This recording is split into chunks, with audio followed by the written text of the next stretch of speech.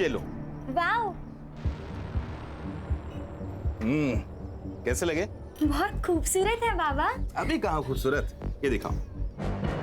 खूबसूरत तो अब लगेंगे बेटा।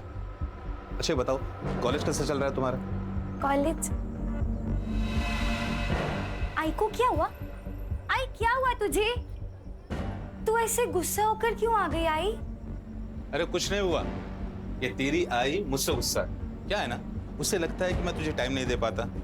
आई, ये सब बाबा अपने लिए ही तो करते हैं ना, सब इन्हें देव मानुस बोलते हैं, पर मेरे लिए तो मेरे बाबा एकदम सुपर हीरो जैसे हैं। सुनामेगा? शाबाश। तुझे कॉलेज के लिए लेट नहीं हो रहा है? ओ हाँ, मैं बैग लेकर आई। हाँ ठीक है बेटा, जल्दी आना, मैं तुम्हें ड्रॉप कर दूंगा, है ना? वो चली जाएगी। चलो बाबा चलो। हाँ चलो चलो आओ। चलो मेगा, शाम को मिलता हूँ। देख, तू अच्छे से पढ़ाई करेगी ना, मैं तेरा एडमिशन मुंबई के सेंट मेरी कॉलेज में कराऊंगी। फिर तू मुंबई में रहेगी और वहीं से पढ़ाई करेगी। अरे दीदी, लेकिन उसके लिए तो कितने सारे पैसे चाहिए ना, हम कहाँ से लेंगे इतने सारे पैसे? तो उसकी चिंता मत कर, मैं मैनेज कर लूंगी। बस तू पढ़ाई पे ध्यान देना। और चाहिए? नहीं दीदी, बस हो गया।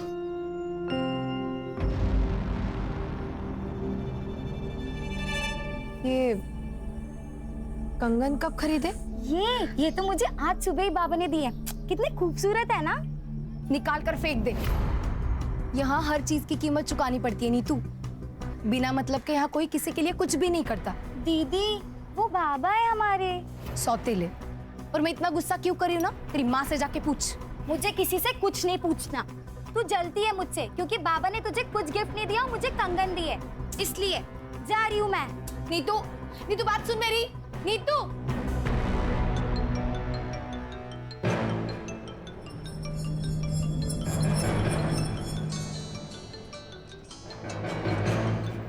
हेलो। देखकर अनदेखा अच्छा कर लेती है तू।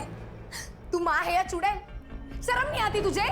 प्रिया तू शांत हो जा। कैसे शांत रहूं आई? पहले बालिया, अब ये कंगन, ये सब किस और जा रहा है ना, सब समझ रही हूँ मैं। देख तू तू तू चुप बैठ। चुप रहकर ही तो सब कुछ सह लिया, लेकिन नीतू ये नहीं सहेगी। अब तो समझ आई, बचा ली अपनी बेटी को।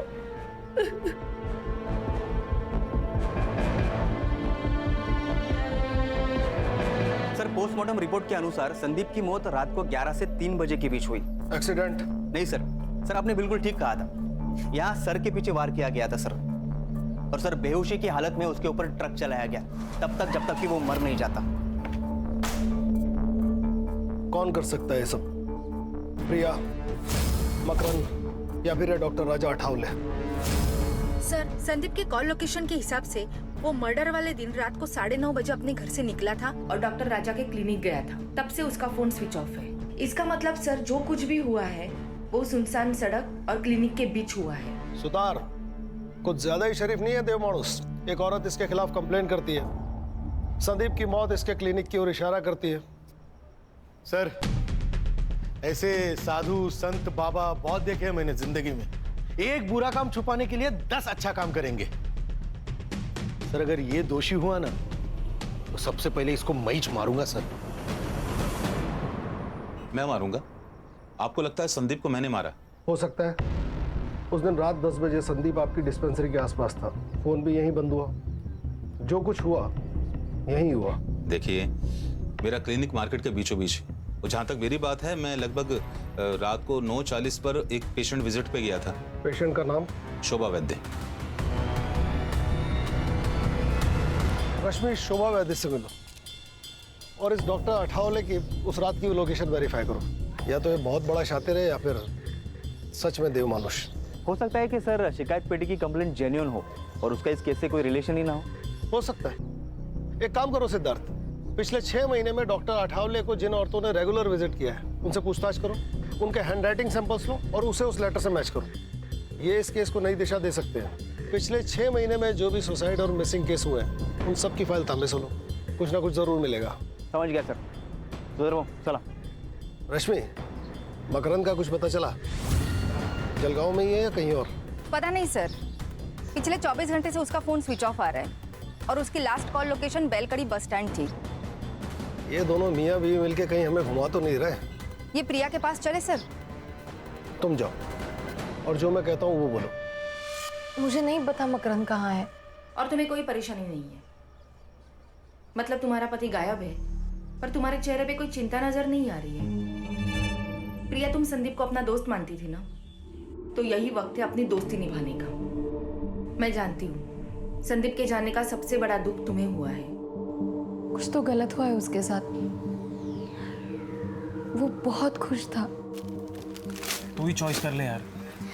संदीप, मैंने सिर्फ उसकी फोटो देखी है, मैं तुम्हें सजेस्ट कर सकती हूँ। चॉइस तो तुम्हें ही करना पड़ेगा। हम एक काम करते हैं, ये तीनों ले लेते हैं। अच्छा, इतना प्यार। अभी से इतना प्यार करोगे ना तो तुम्हारी बीवी तुम्हें जोरू का गुलाम बना के रखेगी। संदीप एकदम परफेक्ट पति था, जैसा हर लड़की चाहती है। क्या तुम्हारे और मकरंद के बीच में कोई प्रॉब्लम्स थे? मुझे ऐसा लग रहा है कि तुम मकरंद के साथ खुश नहीं थी। बोलो प्रिया, मैं यहाँ तुम्हारी मदद करने आई हूँ। हमारी शादी को 1 साल हो चुका था। मकरंद बच्चे के लिए एकदम डेस्परेट हो गया था। एक दिन हम डॉक्टर के पास चले गए तो पता चला कि प्रॉब्लम मुझ में है, मैं उसे बच्चा नहीं दे सकती थी। उसी दौरान संदीप की पोस्टिंग यहाँ पर हो गई थी। उसे मैं अपने सारे प्रॉब्लम्स बताती थी, लेकिन मैं जानती थी कि मकरंद इस बात को नहीं समझेगा, इसलिए संदीप के बारे में मैंने उसे कभी कुछ नहीं बताया। संदीप का मर्डर और मकरंद का गायब होना, इसमें कुछ तो कनेक्शन हो सकता है प्रिया। तुम जानती हो मकरंद कहाँ हो सकता है? मकरंद का हमेशा जलगांव आना जाना होता है। वहां पर उसका जो दोस्त है अजित देशमुख, शायद उसे कुछ पता हो। देखो सर, इन दोनों की हैंडराइटिंग भी मैच नहीं हो रही। सर, मेरी उत्तरा बीमारी से तंग आ गई थी सर। रात रात भर रोती थी, उसे जीना ही नहीं था, इसलिए उसने खुदकुशी कर ली। उत्तरा राजा आठवले की पेशेंट थी, हो सकता है कि बात कुछ और हो। एक मिनट, आप राजा साहब पर शक कर रहे हो? अरे देव मानुस है वो। मैं आज जो स्कूल में क्लर्क की जॉब कर रहा हूं ना, उनकी वजह से मुझे और उत्तरा को हमारे बुरे समय से उन्होंने निकाला था।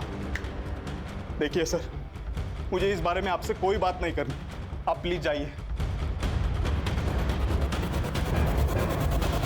मेरे पति को मरे बहुत साल हो गए सर। ये कौन सा एप्लीकेशन फॉर्म है? क्या है ना मैडम, हम ग्राम पंचायत से आए हैं। वो क्या है ना, सरकारी कामकाज रहता है, तो रोज नए नए फॉर्म, नए नए कागज लगते रहते हैं। बस अब हाँ, आप बस ये फॉर्म भर कर दीजिएगा, बाकी हम लोग देख लेंगे। हाँ, देशमुख, उससे भी बात हुई, वो दोनों साथ में ही थे। मैंने मकरंद को बुला लिया है, कल वो पुलिस स्टेशन आ जाएगा। अरे बैठ ना मकरंद, सुधर भाऊ दांड का घेतला आपला? आलो क्या रे? हाँ, 3 दिवसापासून फोन बंद करून बसलायस। तेरे को क्या लगा तू फोन बंद करके बैठेगा तो तेरे को हम भूल जाएंगे? हाँ, तेरे को पकड़ नहीं पाएंगे। बोल, सच सच बता, क्यों भागा था घर से? क्या करता मैं उस घर में रहकर? मुझे उस प्रिया की शक्ल भी नहीं देखनी थी। उसने धोखा दिया है मुझे और मेरी फैमिली को। मतलब? प्रिया कंसीव नहीं कर पा रही थी, इसलिए हम डॉक्टर के पास गए। स्कैन किया, जब मैंने रिपोर्ट देखी तो मैं पागल हो गया था। इतना बड़ा धोखा। हाँ, जी करता है ना तुझे यही मार दूं मैं। तेरे पास यूट्रस ही नहीं है तो बच्चा कैसे होगा? ये क्या कह रहे हो आप? मुझे कुछ समझ नहीं आ रहा है। 2 साल पहले ही तेरा यूटेरस निकाल दिया और तू कहती है तुझे कुछ भी पता नहीं। पागल समझाए मुझे? जानवर हूं मैं जो तेरे बाप ने मेरे सामने ये मांस का टुकड़ा डाल दिया? ना तू पूरी बीवी कहने लायक है, ना पूरी औरत। जो औरत बच्चा पैदा नहीं कर पाए वो औरत कहलाने के लायक नहीं। तो जैसे लोगों के लिए अलग अस्पताल होना चाहिए, इलाज की जरूरत तुझे है। देखिए सर, ये सारी बातें है ना आपकी शहर में ठीक है, लेकिन हमारे यहाँ शादी के बाद अगर बच्चा ना हो तो वो शादी नहीं मानी जाती। अच्छा, तो अधूरी शादी को पूरा करने के लिए अफेयर किया तूने? क्या बकवास कर रहे हो आप? ये सब अरे सर रहने दीजिए, अरे मैं देखता हूँ ना इसे। अरे बकना आगे और उसके बाद उल्टा जवाब दिया ना, समझ लेना। बताता हूँ। प्रिया से दूर रहने के लिए मैं मेरे दोस्त अजीत के पास सातारा में रहने गया।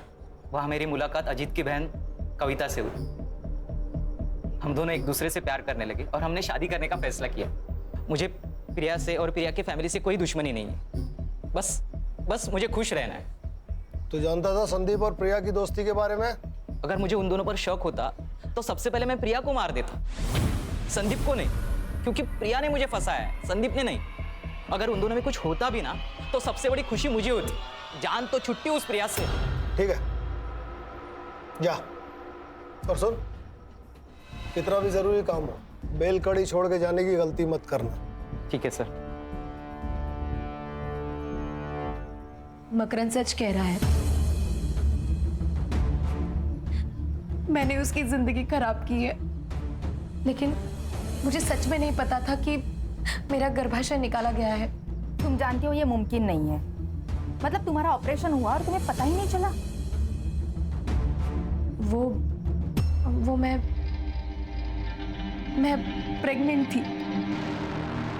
आई वॉज रेप्ड और मेरा बलात्कार करने वाला कोई और नहीं था, मेरा बाप डॉक्टर राजा अठवले।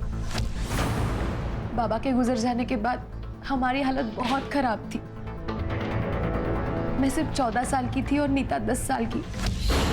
हमारे खातिर आई ने दूसरी शादी की, लेकिन एक रात मैंने देखा वो डॉक्टर मेरी आई के साथ बलात्कार कर रहा था।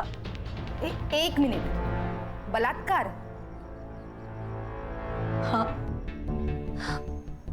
वो आदमी राक्षस से कम नहीं है। सेक्स के लिए पागल है वो। मेरी आई को तकलीफ में देखकर उसे मजा आता था।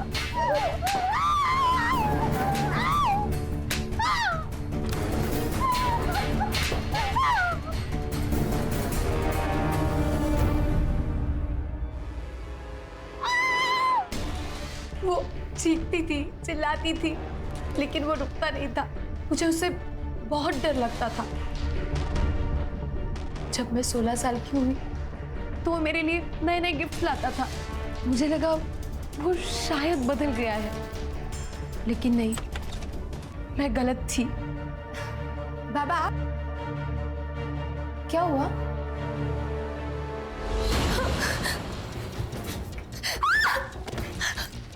बाबा छोड़ो मुझे! छोड़ो! तुम्हारी माँ को ये सब पता था? हाँ, फिर भी वो चुप रही। मुझे पता है ये सब बहुत गलत है, पर अगर डॉक्टर साहब ना होते तो हम किसी रोड पे खड़े होते और आता जाता हर कोई तुम्हारी इज्जत से खेलता। यहाँ पे तो बस एक ही भी तुझे पुढे हाथ जोड़ते। किसी से कुछ मत कहना, कुछ मत कहना। फिर 2 साल मेरे साथ ये रोज होता रहा। जब मैं प्रेग्नेंट हुई तो आई ने मेरे अबॉर्शन के साथ मेरा गर्भाशय में निकलवा दिया, और ये बात मुझे मकरंद से पता चली। बहुत गुस्सा आया था मुझे। क्यों आई, क्यों? मुझे लगा था शादी के बाद मेरी तकलीफ कम हो जाएगी, लेकिन तूने मेरी शादी भी तोड़ दी। मकरंद मुझसे अलग होना चाहता है, मैं क्या करूं? हाँ, फिर से तेरे पास आके रहूं और बार बार तेरा पति मेरा रेप करे? यही चाहती है ना तू? यही चाहती है ना?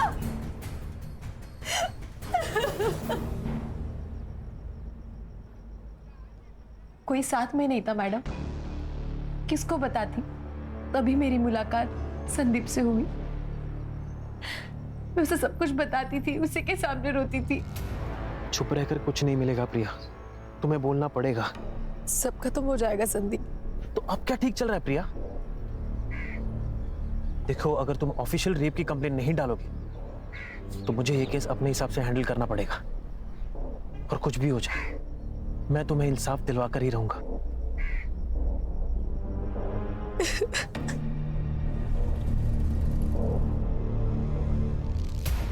वो मुझे इंसाफ दिलाना चाहता था। इसके पहले ही संदीप कुछ करता, किसी ने डॉक्टर के खिलाफ रेप की कंप्लेंट शिकायत पेटी में डाल दी। केस फाइल हुआ, लेकिन हुआ कुछ नहीं। इसलिए मैंने उसको सब सच सच बता दिया। डॉक्टर राजा अठवले असल में डॉक्टर है ही नहीं। आई ने मुझे बताया था कि वो सतारा में लैब टेक्नीशियन था। 12 साल पहले वो जलगांव आया और फिर उसने डॉक्टर की प्रैक्टिस की है। संदीप इसी की इन्वेस्टिगेशन कर रहा था।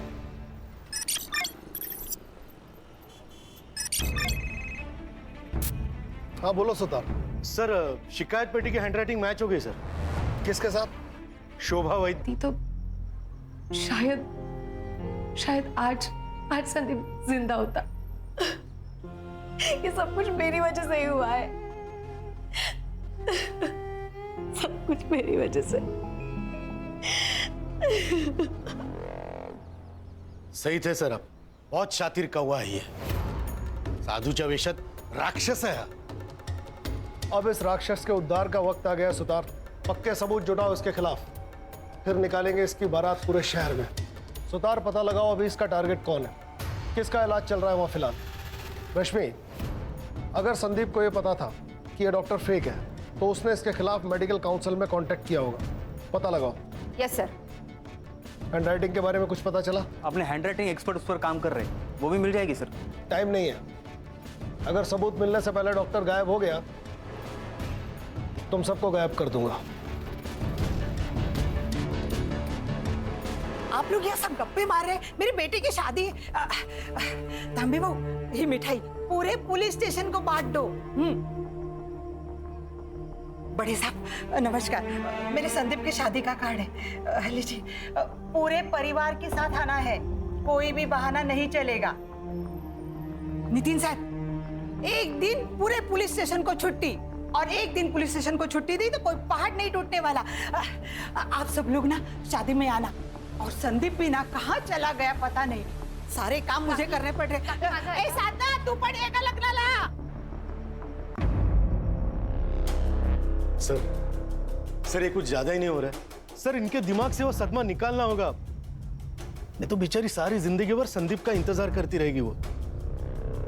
सर इन्होंने तो अभी तक संदीप की बॉडी भी क्लेम नहीं की है।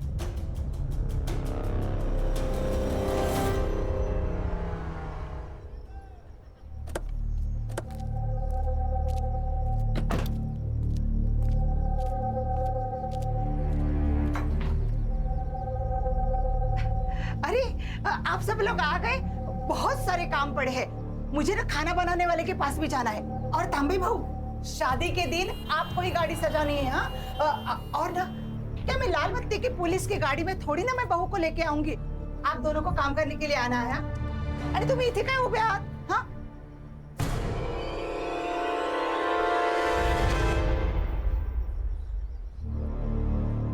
क्या हुआ? ये तो सो रहा है।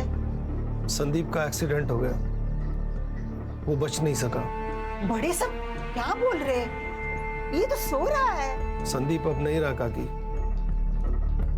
उसकी बॉडी डैमेज हो गई है। आज अंतिम संस्कार करना है, आखिरी बार उसका चेहरा देख लीजिए।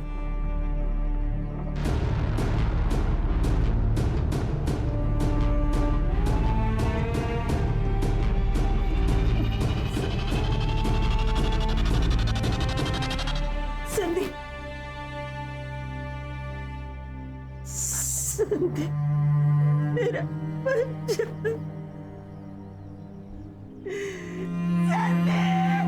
मेरा बच्चा। काकी, रश्मि, रोने दो ना, दिल हल्का हो जाएगा। इस तरह आंसू रोक कर ये जिंदगी नहीं बिता पाएंगी। किसी के खोने का दर्द क्या होता है ये मैं अच्छी तरह जानता हूं।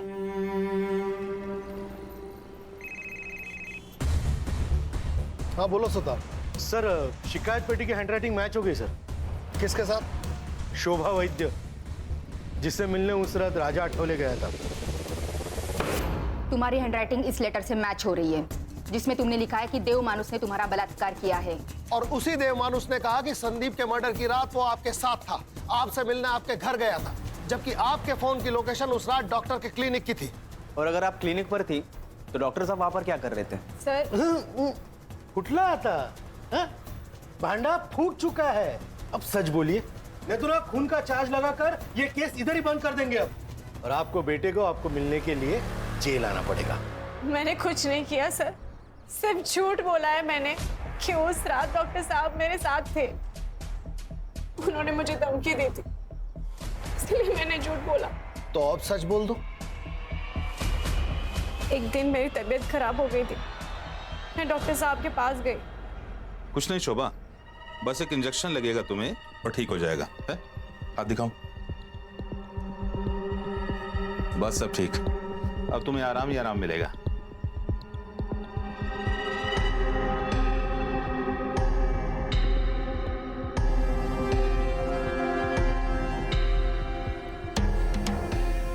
उसके बाद ये हर रोज होता रहा। तो तुमने पुलिस स्टेशन आके कंप्लेंट क्यों नहीं की? हमारी हालत बहुत खराब थी मैम, खाने तक को पैसे नहीं थे। डॉक्टर साहब आते, मुझे पैसे देते थे और उसके बाद मुझे अपने आप से घिन आने लगी। मुझे ये सब बंद करना था सर, इसीलिए मैंने शिकायत पेटी में चिट्ठी डाल दी। तो जब पुलिस आपके दरवाजे आई तो सच क्यों नहीं बोला? डर गई थी सर मैं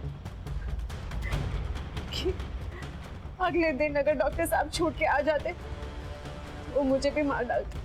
मुझे भी? मतलब? उस रात डॉक्टर साहब ने मुझे क्लिनिक बुलाया था, वहां संदीप सर भी आए थे। डॉक्टर का धर्म होता है जिंदगी देना, जिंदगी लेना नहीं। पर ये तू नहीं समझ पाएगा क्योंकि तू डॉक्टर है ही नहीं। इंक्वायरी की है मैंने तेरी, ये जो डिग्रियां लटकाई हुई है ना, सब फेक है। कौन यकीन करेगा रे तेरा? देव माणूस है मैं, देव माणूस। दफा यहां से, तेरा पैसा पहुंच जाएगा स्टेशन में। अपनी बेटी का बलात्कार कर दिया, उसका यूट्रस निकाल दिया ताकि वो फिर से प्रेग्नेंट ना हो पाए। तू देव मानुस नहीं है, तू राक्षस है, राक्षस। क्यों डर रही है? अरे हमारा नहीं है, बेहोश हुआ है बस। तू फोन दे, दे लवकर, दे दे दे। अरे दे। हाँ सुन, राजा बोल रहा हूँ। किसको कॉल किया था उसने? किसको कॉल किया था? पता नहीं, पर बाद में बोला कि घर जाओ। और जब सुबह न्यूज़ देखा तो पता चला उन्होंने संदीप सर को मार दिया था।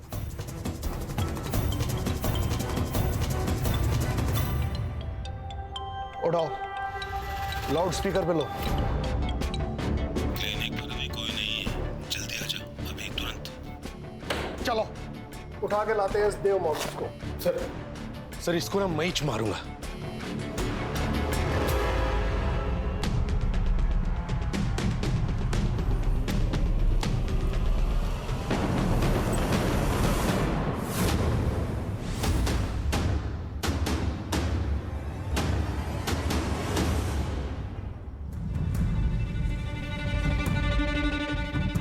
सर, ही इज नो मोर।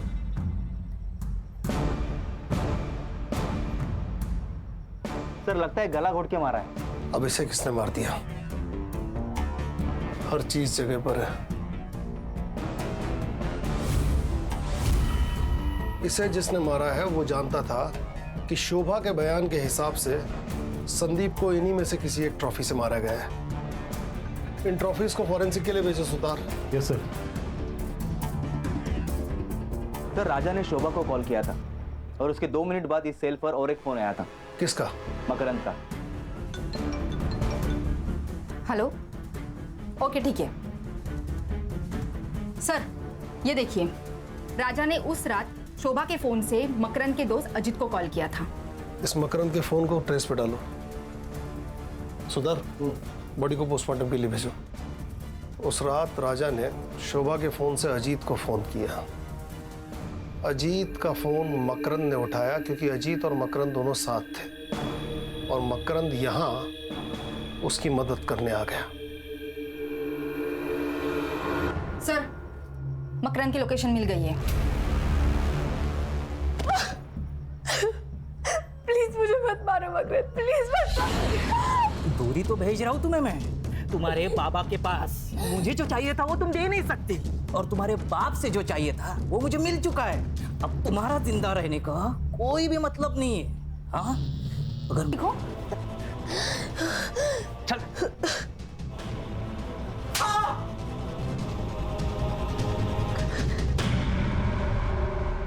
वो दाढ़ी बोल तो गया था पटापट। मैंने और कविता ने शादी करने का फैसला ले लिया था, लेकिन मेरा बिजनेस ही अच्छा नहीं चल रहा था और ये बात अजीत को पता थी। उसने तो मेरे सामने शर्त ही रख दी थी, अगर मेरी बहन के साथ शादी करना चाहते हो तो तुम्हें 25 लाख रुपए जुटाने पड़ेंगे। मैंने तो टेंशन के मारे घर ही जाना छोड़ दिया था, लेकिन मुझे प्रिया का कॉल आया था। उसने मुझे बताया कि डॉक्टर साहब ने उसके साथ जबरदस्ती की थी और उसी की वजह से वो प्रेग्नेंट हुई थी। लेकिन ये बात जब डॉक्टर को पता चली तो उसने उसका यूट्रस ही निकाल दिया था। लेकिन ये सारी बातें सुनकर मेरे दिमाग में पैसा कमाने का रास्ता नजर आया। मेरा बलात्कार करने वाला कोई और नहीं था, मेरा बाप डॉक्टर राजा अठवले। अच्छा हुआ ना मैं कॉल रिकॉर्ड करता हूँ, नहीं तो ये एटीएम कार्ड मेरे हाथ में कैसे लगता। अब जब मैं बोलूँ तब मुझे पैसे देते रहना। नहीं टेंशन की